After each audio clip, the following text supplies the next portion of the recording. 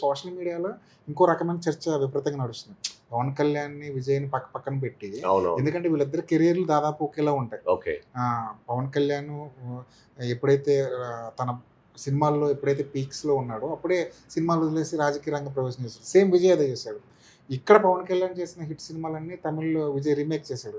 విజయ్ చేసిన కొన్ని సినిమాలని తెలుగులో పవన్ కళ్యాణ్ రీమేక్ చేశాడు. అంతేకాదు వీళ్ళిద్దరి వైవాహిక జీవితాల్లో ఒడిదుడుకులు ఒకేలా ఉంటాయి. సో, వీళ్ళిద్దరిని కంపేర్ చేయడం ఎక్కువైంది. ఇప్పుడు సోషల్ మీడియాలో కొత్త ట్రెండ్ ఏంటంటే, విజయ్ అక్కడ సోలోగా ఎళ్లి ఫస్ట్ ఎలక్షన్‌లోనే గెలిచి సీఎం అయిపోతున్నాడు. పవన్ కళ్యాణ్ ఆ ధైర్యం ఎందుకు చేయలేకపోయాడన్నది ఒక కొత్త చర్చ సోషల్ మీడియాలో జరుగుతుంది. అంటే ఒక్కొక్క స్టేట్, ఒక్కొక్క దగ్గర ఉన్న పరిస్థితులు వేరు. అవును. ఇక్కడున్నటువంటి పరిస్థితులు వేరు, అక్కడున్నటువంటి పరిస్థితులు అవును. వేరు. సో, డిపెండ్ ఆన్ ద సిట్యుయేషనే ఏ ఏ రాజకీయ నాయకుడైనా, ఏ పార్టీ అయినా నిలబడగలుగుతది. అవును. రెండోది మీరన్నట్టు పవన్ కళ్యాణ్‌కి నా వ్యక్తిగత అభిప్రాయం ప్రకారం, పవన్ కళ్యాణ్ అనే వ్యక్తి అప్పటికి స్టార్డమ్‌గా ఉన్నారు. పవన్ కళ్యాణ్ అంటే వీరాభిమానులు. కానీ అంతకుముందు చిరంజీవి పార్టీ పెట్టినప్పుడు తను యాక్టివ్ రోల్‌లో ఉన్నాడు. అవును. పీఆర్‌పీ యువజన విభాగంలో ఉన్నాడు. సో, పైగా అప్పుడు పార్టీ పెట్టిన తర్వాత జరిగినటువంటి పరిణామాలు ఏవైనా కావచ్చు. సో, పార్టీ లేదు అంటే ఆ బ్యాగేజ్ అనేది ఖచ్చితంగా తన పైన ఉంటది. అవును. సో, వాళ్ళ అన్న ఇలా అనేది అది ఉంటది.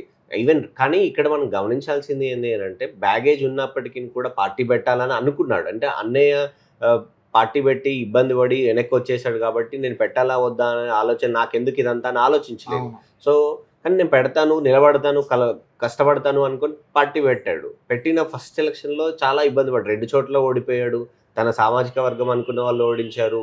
ప అంటే సినిమాలు వేరు, రాజకీయాలు వేరు అనేది చాలామంది ఆ ఓటమి తర్వాత చాలామంది కామెంట్ చేశారు. అవును. కానీ అయినా కూడా నిలబడ్డాడు. తర్వాత ఎలక్షన్‌లో మంచి మెజారిటీతో గెలిచారు. అవును. సో, అది వేరు. కానీ అక్కడ విజయ్ పరిస్థితి వేరు. విజయ్ దగ్గర స్కోప్ ఉంది. ఇప్పుడు ఆయన కూడా ఆలోచించుకున్నప్పుడు ఎవరు లేరు, ఎవరు ఏంటి, డీఎంకే పరిస్థితి ఏంటి, డీఎంకే పరిస్థితి ఏంటి, నేను పార్టీ పెడితే ఎలా ఉంటదని ఆయన అసెస్మెంట్ చేసుకోవచ్చు.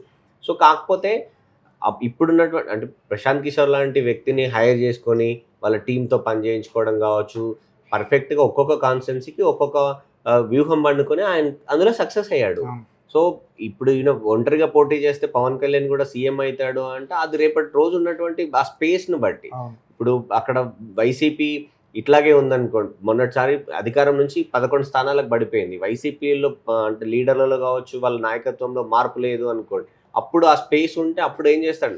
కాకపోతే పవన్ కళ్యాణ్ ఒక మాట ఏం చెప్తున్నాడు, ఇప్పుడున్నటువంటి రాష్ట్ర విభజన తర్వాత పార్టీ పరిస్థితి కాదు, రాష్ట్రం ముఖ్యం కాబట్టి అక్కడున్న డెవలప్‌మెంట్ ముఖ్యం అనే యాంగిల్‌లో ఆయన మాట్లాడుతున్నారు. సో, వచ్చే 5 ఏళ్లకు ఆ తర్వాత ఆయన అక్కడున్నటువంటి పరిస్థితులు మారాక అప్పుడున్న దాన్ని బట్టి నిర్ణయం తీసుకోవాల్సింది.